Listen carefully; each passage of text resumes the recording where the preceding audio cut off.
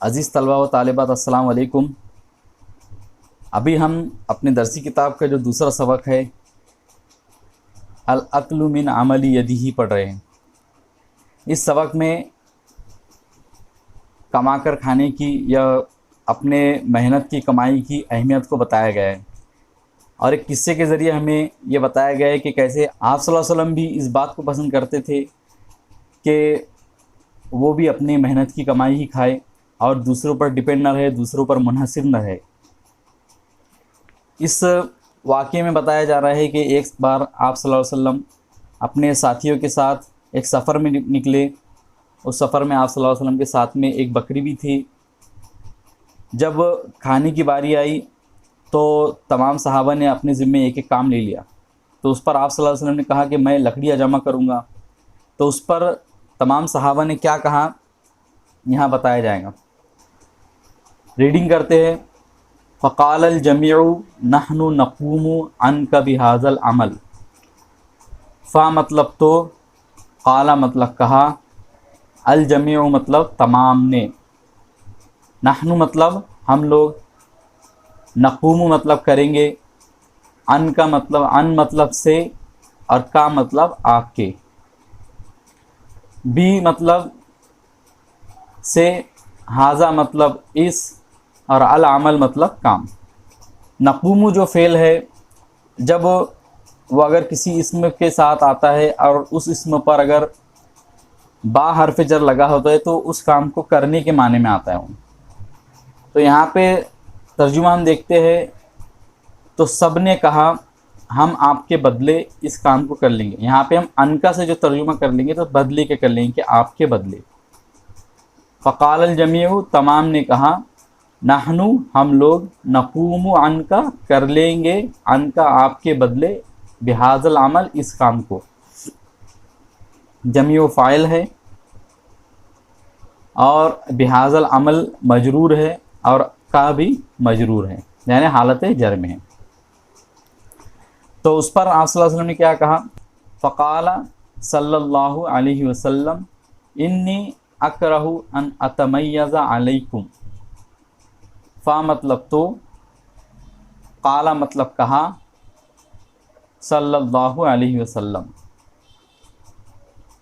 इन्नी बेशक मैं, इन्ना मतलब बेशक और या मतलब मैं, बेशक मैं, अकरहु नापसंद करता हूँ, अन के, अतमय्यज़ा अलग हो जाऊँ, अला मतलब पर और कुम मतलब तुम्हारे यानी तुम पर।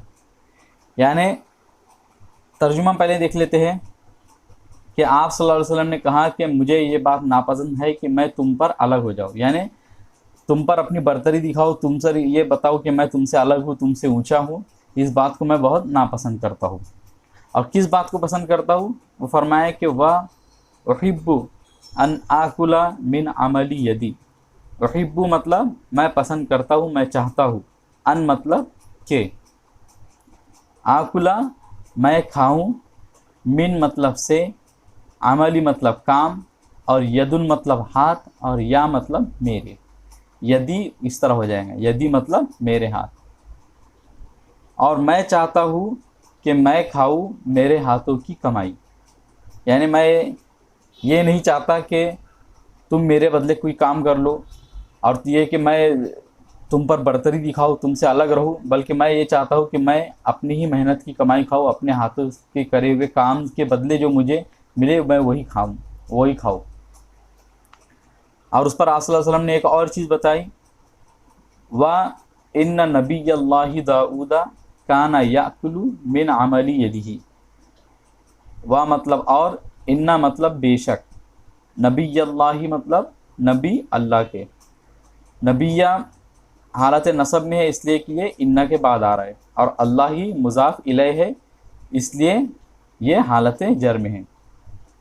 दाऊदा, यहाँ पे एक कायदा देखिए, अगर कोई इस्म किसी इस्म की तशरीह करने के लिए आता है तो वो भी बिल्कुल उसी तरह होता है जिस तरह के जिस इस्म की तशरीह के लिए आ रहा है।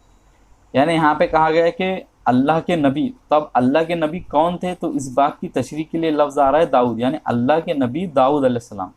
लिहाजा दाऊद पर भी वही सब कायदे अप्लाई होंगे जो नबी अल्लाह पर हो रहा है, क्योंकि ये जो लफ्ज़ है दाऊद नबी अल्लाह की तशरीह के लिए आ रहा है।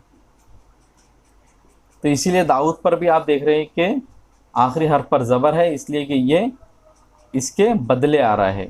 इसको बदल भी कहते हैं, यानी अल्लाह के नबी दाऊद अलैहिस्सलाम काना थे, याकुलू खाते, मिन मतलब से, अमली मतलब काम, और यद मतलब हाथ,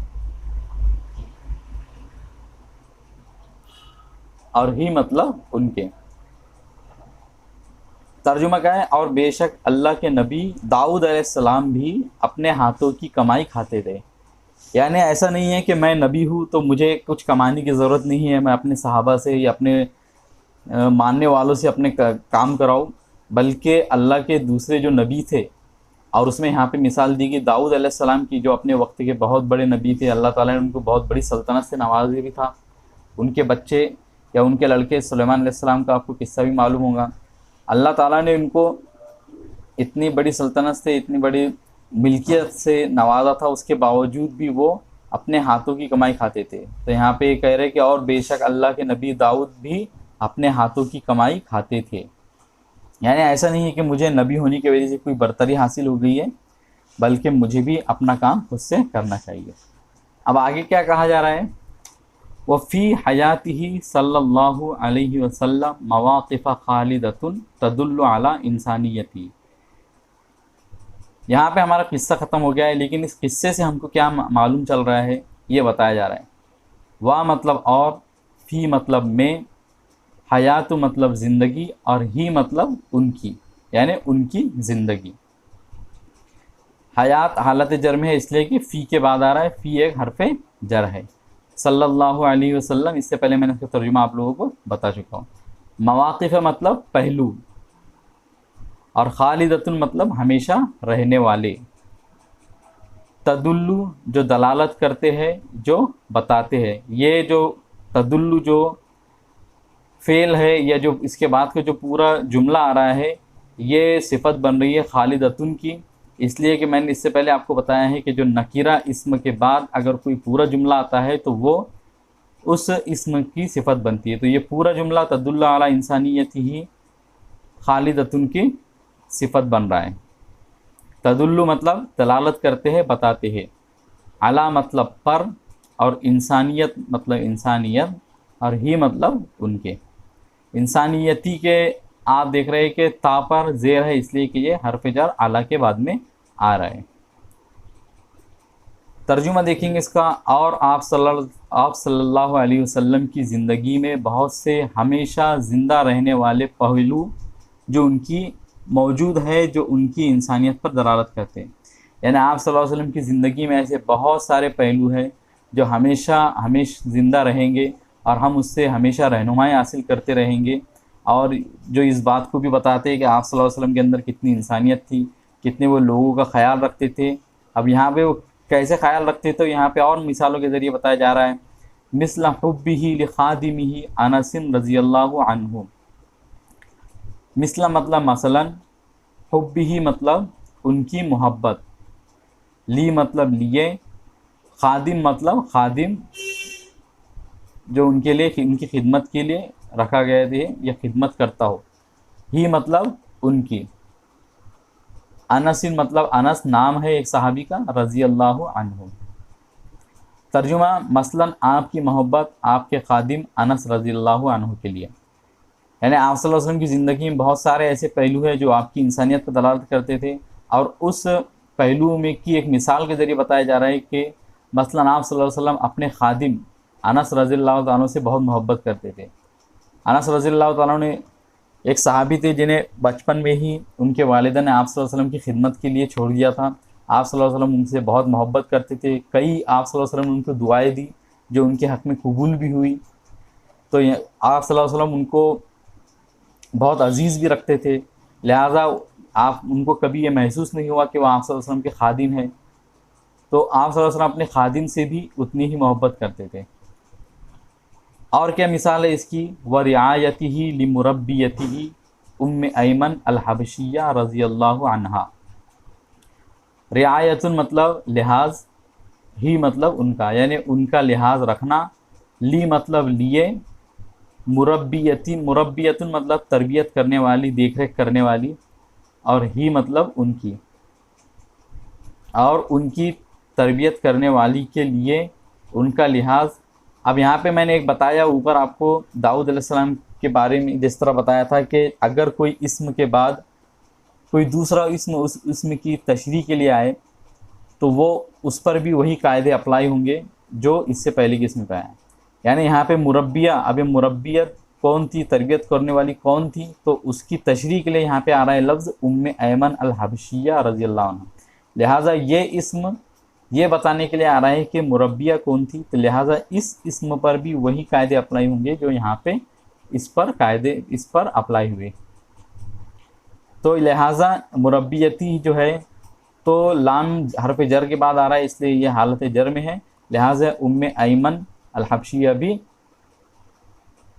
हालत जर में होगा, इसलिए कि इस पे वही कायदे अप्लाई हो रहे हैं जो मुरब्बिया पे हो रहे हैं। उम्मे ऐमन नाम है, अल हबशिया मतलब हबशा के रहने वाली, एक मुल्क का नाम था हबशा, जिसे अब इथोपिया भी कहते हैं। रज़ी अल्लाह अन्हा, रज़िया राज़ी हो, अल्लाह अल्लाह, अन्हा उनसे, यह तर्जुमा करेंगे रज़िया राज़ी हो गया, अल्लाह अल्लाह, अन्हा उनसे, अल्लाह उनसे राज़ी हो गया। अब इसका तर्जुमा देखते हैं। और आप सल्लल्लाहु अलैहि वसल्लम का लिहाज करना आपकी तरबियत करने वाली उम्मे ऐमन हबशिया के लिए, यानी आप सल्लल्लाहु अलैहि वसल्लम अपनी जो तरबियत करने वाली थी, आप सल्लल्लाहु अलैहि वसल्लम की जो देख रेख करने वाली थी उम्मे ऐमन अल हबशिया, तो उनका भी आप बहुत लिहाज रखते थे, उनका बहुत अदब करते थे। और क्या है मिसाल इसकी, वो मुसाअदती ही लिकुल्लि ज़ईफ़िन मुहताजिन, वह मतलब और, मुसाअदतुन मतलब मदद करना, ही मतलब उनकी, ली मतलब लिए, कुल्ली मतलब तमाम या हर, ज़ईफ़िन मतलब कमज़ोर, और मुहताजिन मतलब मोहताज, और मदद उनकी हर कमज़ोर मोहताज के लिए।